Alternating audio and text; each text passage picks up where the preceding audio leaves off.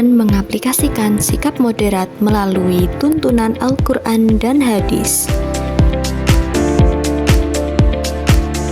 Kelompok yang pertama Cecilia Erno Rahma Putri, yang kedua El Aina, dan yang ketiga Zalma Amelia Nahrul Ain.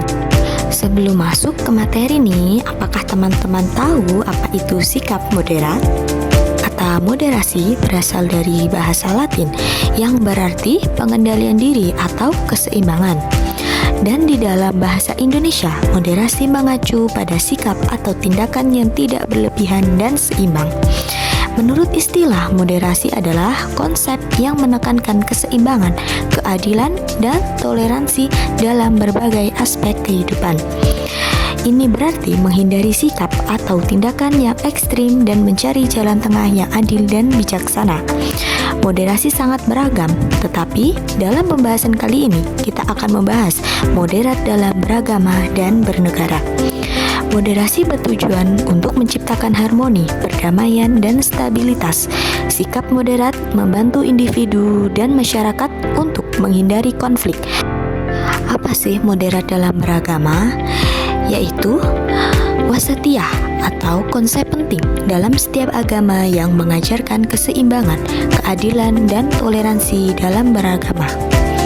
Moderat dalam bernegara yaitu mengajarkan penerapan keadilan sosial dan hukum yang adil serta non-diskriminatif, memastikan bahwa setiap warga negara memperoleh hak-haknya.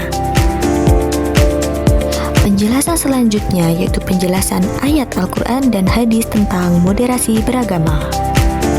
Konsep moderasi beragama terdapat pada surah Al-Baqarah ayat 143 dan hadis riwayat Bukhari yang di dalamnya menekankan penting bagi kita untuk menjaga keseimbangan, keadilan, dan kemudahan dalam menjalankan ajaran agama.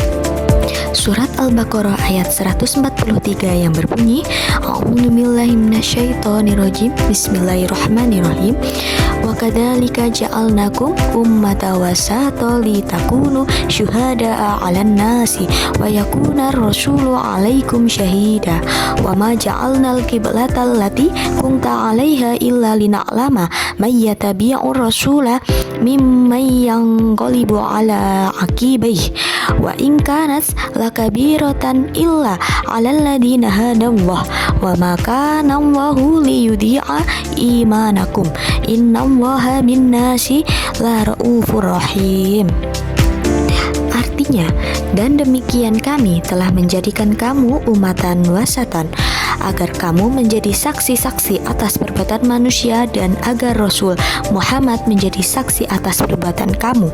Dan kami tidak menetapkan kiblat yang dahulu menjadi kiblatmu, melainkan agar kami mengetahui siapa yang mengikuti Rasul dan siapa yang membelot.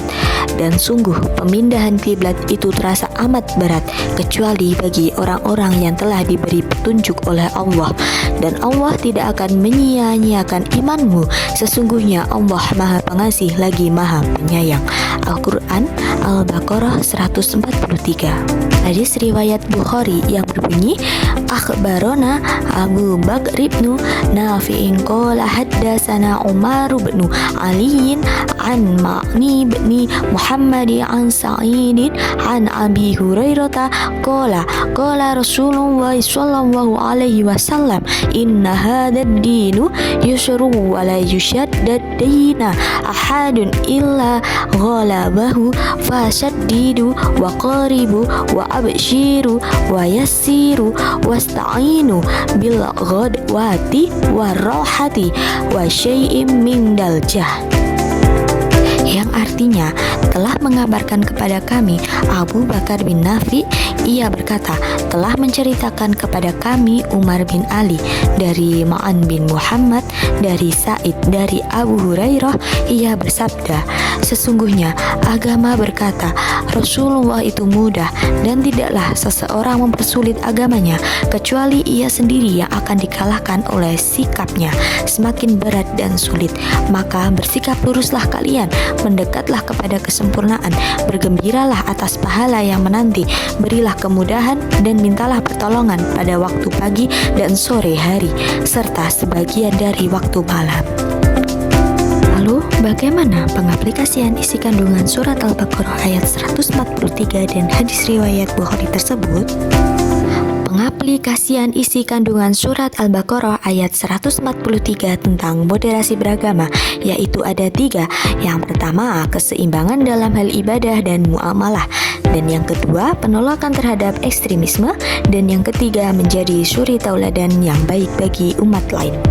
Pengaplikasian isi kandungan hadis riwayat Bukhari juga ada 3. Yang pertama, dalam beribadah tidak berlebihan dalam ibadah hingga mengabaikan kewajiban duniawi dan sebaliknya tidak menyepelekan ibadah. Yang kedua, dalam berinteraksi dengan sesama bersikap toleransi terhadap perbedaan pandangan dan keyakinan baik dalam sesama muslim maupun terhadap non-muslim, serta menjauhi sikap fanatik atau diskriminatif. Dan yang ketiga, dalam mengambil keputusan bersikap adil dan objektif dalam setiap pengambilan keputusan, tidak memihak secara buta kepada satu golongan atau kepentingan. Selanjutnya, prinsip-prinsip moderasi dalam beragama. Yang pertama, keadilan dalam semua aspek kehidupan bernegara, baik dalam bidang sosial, ekonomi, maupun hukum. Dan yang kedua, menekankan pentingnya partisipasi aktif masyarakat dalam proses pengambilan keputusan dan pelaksanaan kebijakan. Dan yang ketiga, menjaga keseimbangan kekuasaan antara berbagai lembaga negara seperti eksekutif, legislatif, dan yudikatif adalah prinsip moderasi yang penting. Dan yang terakhir, menekankan pentingnya menjaga perdamaian dan kesatuan bangsa.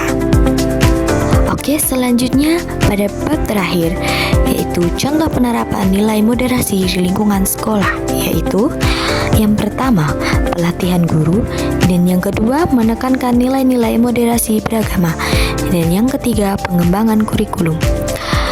Pelatihan guru. Pelatihan ini bertujuan untuk membekali guru dengan pemahaman tentang moderasi beragama, sehingga mereka dapat mengajarkan nilai-nilai tersebut kepada siswa secara efektif. Dan yang kedua, menekankan nilai-nilai moderasi beragama. Jadi, sekolah dapat mengintegrasikan nilai-nilai moderasi beragama dalam kurikulum, seperti melalui pembelajaran pendidikan agama yang tekanan toleransi dan saling menghormati antar umat beragama. Yang terakhir, pengembangan kurikulum.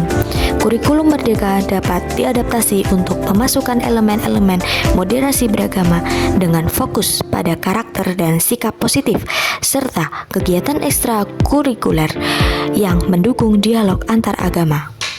Sekian, terima kasih dari kami kelompok 4 studi materi PAI di SMP.